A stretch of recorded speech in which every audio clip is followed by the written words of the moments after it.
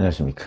2020년 9월 20일 최병무 이펙트 시작하겠습니다. 올해 초에 민주당만 빼고 라는 칼럼 기억하시죠? 경향신문에 게재된 적이 있는데 이 칼럼을 쓴 임미리 고려대 연구교수에 대해서 검찰이 기소유예 처분을 내렸습니다. 이 문제가 어떤 파장을 낳고 있는지 따져보겠습니다. 우선 그 민주당만 빼고 라는 그 칼럼 내용은 이런 겁니다. 우선 그 당시는 추미애 법무부 장관이 취임을 한 이후에 윤석열 검찰총장 사단이라고 흔히 일컬어지는 그런 검찰에 대해서 왜 언론에 보면은 학살 인사를 했다 이렇게 표현이 많이 돼 있는데 윤석열 검찰총장의 수족을 모두 자르는 그런 인사를 했습니다. 그에 대한 비판으로 이 칼럼은 시작을 하고요. 그러면서 자, 심지어는 그 일 때문에 대검 내에서 한 중간 간부가 당신이 검사냐 이런 얘기까지도 상급자에 하는, 이게 이제 상가집 파동이라는 건데, 이 상가집 파동에서도 추미애 법무부 장관은 그 상관, 당신이 검사라는 지적을 받은 그 상관의 편을 들었습니다.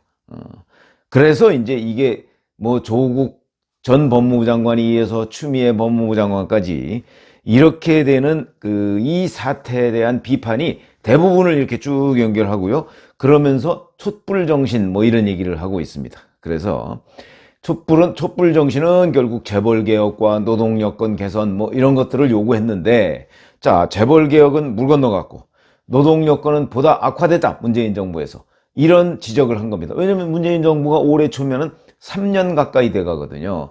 그런데 그 실적을 쭉 얘기해가면서, 그러니까 촛불정신은 그런 것들을 요구하는 거였는데 문재인 정부와 민주당은 그런 것들에 제대로 부합을 했느냐, 그런 공약을 하고 당선이 됐으면서 실질적으로 지금 3년이 다 돼가는데 너희는 뭐 했느냐, 공약을 어겼다, 이게 요지입니다. 그래서 보면 이런 내용이 나옵니다. 더 이상 정당과 정치인이 국민을 농락하지 못하도록 해야 된다. 선거 과정의 달콤한 공약이 선거 뒤에 배신으로 돌아오는 일을 막아야 한다. 이런 논조로 쭉 전개가 되고, 그러니까 공약을 안 지킨 정당, 이번 선거에서 우리가 심판하자, 그렇게 얘기하면서 마지막 순간에 그러니까 공약을 안 지킨 정당이 민주당이다, 이런 식으로 해서 민주당만 빼고 라고 했는데, 제목이 민주당만 빼고입니다. 제목은 누가 보기에도 상당히 잘 달았다고 생각이 듭니다. 왜냐면 제목이 눈길을 확 끌었으니까요. 자, 이거에 대해서, 근데 이 임미리 교수는 평소에 문재인 대통령을 지지해온 사람이었습니다. 우리가 흔히 얘기하는 진보 성향의 학자다, 이렇게 얘기를 할 수 있는 사람이고, 그 다음에 경향신문 잘 아시지만 진보 성향이라고 하는, 굳이 보수 진보를 분류하자면 그런 신문인 것은 자타가 다 인정하고 있는 바니까, 진보 성향의 학자가 또 그런 성향의 신문에 기고를 했는데 이 내용의 제목이 민주당만 빼고다, 이래서 이제 사회적으로 또는 정치적으로 파장을 불러일으켰던 그런 칼럼인데, 칼럼이 뭘 의미하느냐, 그거 잘 아시죠? 그냥 칼럼 밑에 보면 이 주장은 본지의 편집 방향과 일치하지 않을 수도 있습니다, 이렇게 다 써 있습니다.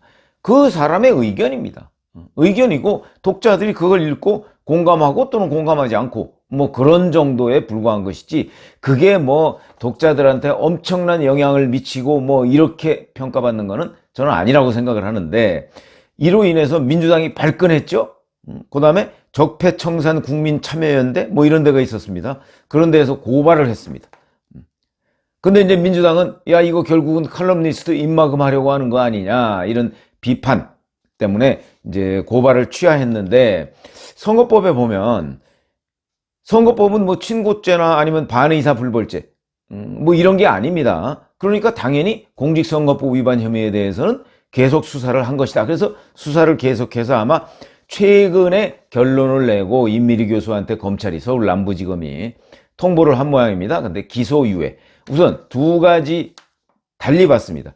공직선거법상 사전선거운동 기간 위반죄, 이런 게 있는데, 사전선거운동 선거운동 기간이라는 게 있습니다. 그 선거운동 기간을 위반해서 선거운동을 하면 그러면 이제 처벌을 하는 건데, 이거는 그게 이 칼럼을 쓴 거 외에 임미리 교수가 특별히 민주당에 대해서 반대하는 선거운동을 한 적은 없다. 그런 의미에서 이 부분은 무혐의. 그런데 투표 참여 권유 활동 위반죄 이런 게 있습니다. 투표 참여 권유 활동 위반죄.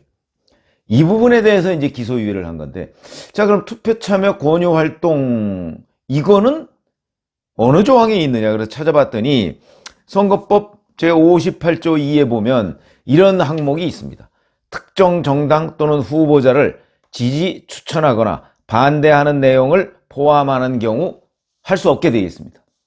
그러면 이제 이 민주당만 빼고라는 칼럼이 과연 특정 정당이나 후보자를 지지, 추천하거나, 지지, 추천은 아닐 것이고 반대하는 내용 이것이냐, 이게 이제 바로 고의성, 그럴 목적으로 이걸 쓴 것이냐 라는 걸 봐야 되는 겁니다. 근데 제가 아까 내용을 쭉 말씀드렸듯이 이거는 기본적으로 문재인 대통령과 민주당 정부가 촛불 집회로 사실은 집권을 하고 나서도 그 촛불 집회에 나온 정신을 제대로 실천하지 않았다. 이게 요지입니다, 이게.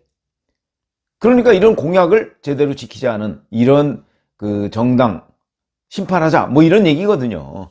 자, 그럼 이게 민주당을 정말 빼고 뭐 예를 들어서 지금 현재 국민의힘 뭐 이런 데를 지지하자는 그런 선거운동의 개념이냐?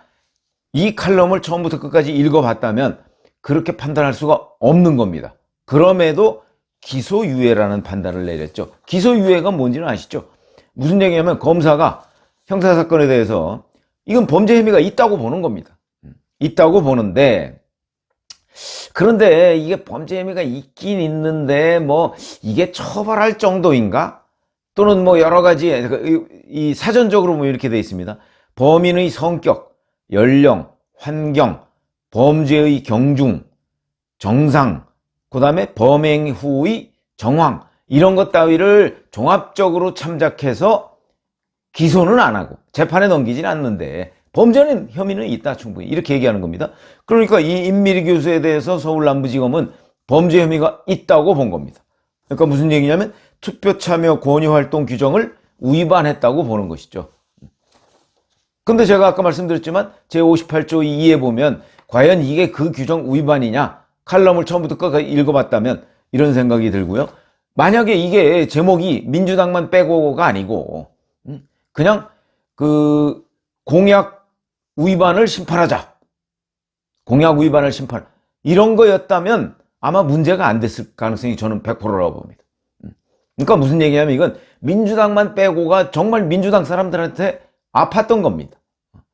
그래서 이게 이제 문제가 된 것이라고 보는데, 이에 대해서 임미리 교수 본인은 이렇게 얘기했더군요. 기소유예 사안은 표현의 자유를 침해한다고 생각해서 헌법소원을 검토하고 있다, 이렇게 얘기를 했는데, 검찰 관계자가 이제 아마 기자들의 질문에 대해서 답변을 한 모양입니다. 무혐의 사안은 증거가 불충분했고, 글쎄요, 이게 사전선거운동 기간이냐 아니냐, 뭐 이건 증거 여부가 뭐 불충분 뭐 이런 걸 따질 것도 아니죠. 그건 뭐 명확하게 명시돼 있고 이게 선거운동이냐 아니냐 하는 것만 판단하면 되는 건데 뭐가 증거가 불충분하다는 건지 모르겠고요. 기소유예 부분은 공보 규정상 구체적인 이유를 말해줄 수 없다, 이렇게 돼 있습니다. 글쎄 뭐 기소유예로 판단한 거, 글쎄 그 이유를 왜 설명 못하죠? 자기들이 그렇게 판단해 놓고서. 자, 그럼 이게 이제 뭐가 문제냐? 저는 표현의 자유 영역에 충분히 들어간다, 이렇게 생각을 합니다. 칼럼이라는 것은 자기의 주장을 얘기하는 겁니다. 그런데 그게 특정해, 내가 예를 들어서 뭐 국민의힘을 어쩌고저쩌고 하자고 그래서 국민의힘을 도와주려는 의도를 가지고 썼다? 그렇게 따지면 정치적 칼럼은요, 다 정치성을 다루고 있는 칼럼은 전부 다 너 이거 의도가 뭐야, 이렇게 질문하기 시작하면 그러면 전부 다 선거법 위반이 되죠. 공직선거법 위반이 됩니다. 의도는, 구체적인 의도는 그 칼럼을 쓴 사람만 압니다. 다른 사람은 그 칼럼의 내용을 보고 추측할 수 있을 뿐이죠.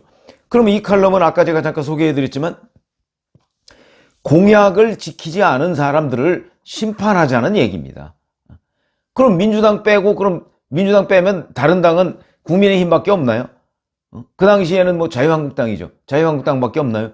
정의당도 있고 여러 정당이 있습니다. 민주당의 무슨 특정 후보자 누구를 반대한 것도 아니고. 그렇다고 해서 이 칼럼이 뭐 어떤 목적성을 가지고 썼다? 글쎄, 목적성이라고 한다면 전체적으로 읽어보면 결국 공약을 지키지 않고 자기들이 촛불 정신을 가지고서 뭐 정권을 세웠다고 하는데 그 촛불 정신에 나온 민의가 이런 거다. 뭐 재벌개혁과, 이 사람은 그렇게 보는 것 같더군요. 뭐 노동여건 개선 뭐 이런 거라고 보는데 그런 걸 너희가 왜 위반했느냐. 그러니까 이번에는 심판을 받아라. 뭐 이런 주장인데 이게 민주당 후보를 낙선시키자. 제목이 민주당만 빼고라고 해서 낙선시키자. 제목은 뭐 이 사람이 다는 것도 아닙니다. 제목은 신문사에서 달았겠죠. 근데 그렇다고 해서 이거를 과연 범죄 혐의가 있다 이렇게 볼 수 있는가? 저는 볼 수 없다고 봅니다. 물론 법조계 일각에서는 선거법 58조 2를 정말 아주 좁게 해석하면 뭐 이럴 수도 있겠다. 이렇게 판단하는 법조인들도 있지만 저희는 이제 뭐 선거관리위원회나 뭐 선거법에 관해서는 저희도 제법 많이 압니다. 왜냐하면 선거법이 워낙 복잡하고, 그리고 그 부분에 관해서 1차 유권 해석은 대개 중앙선관위가 합니다. 왜냐하면 이거 법조인도요, 공직선거법은 하도 자주 바뀌고 그 조항의 취지나 이런 것들을 잘 모르는 경우가 많습니다. 그래서 그 해석은 어찌 보면 선관위가 일반 법조인보다 훨씬 더 잘 압니다. 왜냐하면 그 조항이 들어간 취지 이런 것들을 잘 알기 때문에. 그래서 정치부 기자들이 선거법을 더 잘 압니다. 그런 점에서 본다면 이게 어떻게 선거법 위반이 되겠는가? 그리고 이거는 또 뭐 국민의힘의 김웅 전 검사, 의원이죠 현재. 그 사람은 또 이재명 경기도지사의 대법원 판결하고 비교를 해놨더군요. 이런 거죠. 이재명 지사의 대법원 판결이라는 게 2018년 TV 토론에서 김영환 국민의당 후보가 질문을 한 거 아니겠습니까? 친형 강제 입원 사건에 대해서 그 강제 입원시키려고 한 적이 있지 않습니까? 라고 하니까 거기에 대해서 그런 일 없습니다. 이렇게 얘기했습니다. 그런 일 없습니다. 그러면 이게 허위사실 유포냐 아니냐? 이게 쟁점이 됐던 건데 그거에 대해서 대법원 그 취지가 뭐냐면 무죄로 얘기를 해가면서 그 취지가 이거는 그 당시 현장에서 나온 질문에 대한 응답조의 성격이기 때문에 설령 거기에 약간의 거짓을 포함하고 있더라도 범죄가 성립하지 않는다. 이런 식의 얘기를 했습니다.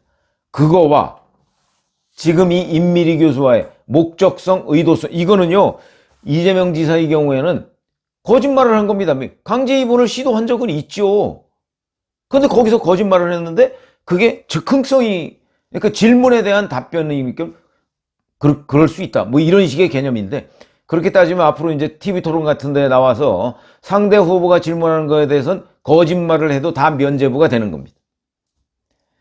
이런 거와 비교하면 이 신문의 칼럼이 이런 대법원의 판결 취지, 저는 이 판결도 잘못됐다고 생각을 합니다만은 판결 취지와 비교하면 임미리 교수가 칼럼 하나 쓴 것, 그거 하나 가지고서 무슨 범죄 혐의가 있다? 어불성설이다. 뭐 임미리 교수가 뭐 헌법재판소에 우연심판을 제청한다고 하지만 잘 아시지만 헌법재판소도 지금 문재인 대통령 성향 사람들이 다수입니다.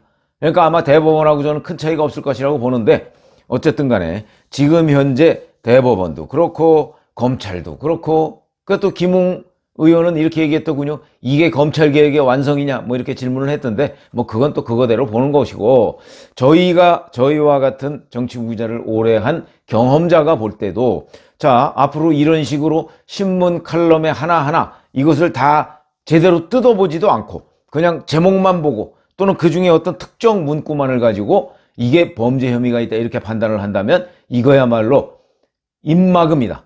그러니까 비판을 용납하지 않으려는 그런 독재적 발상이고, 그 발상에 검찰이 발을 맞춰줬다. 이렇게 얘기를 할 수밖에 없습니다. 감사합니다.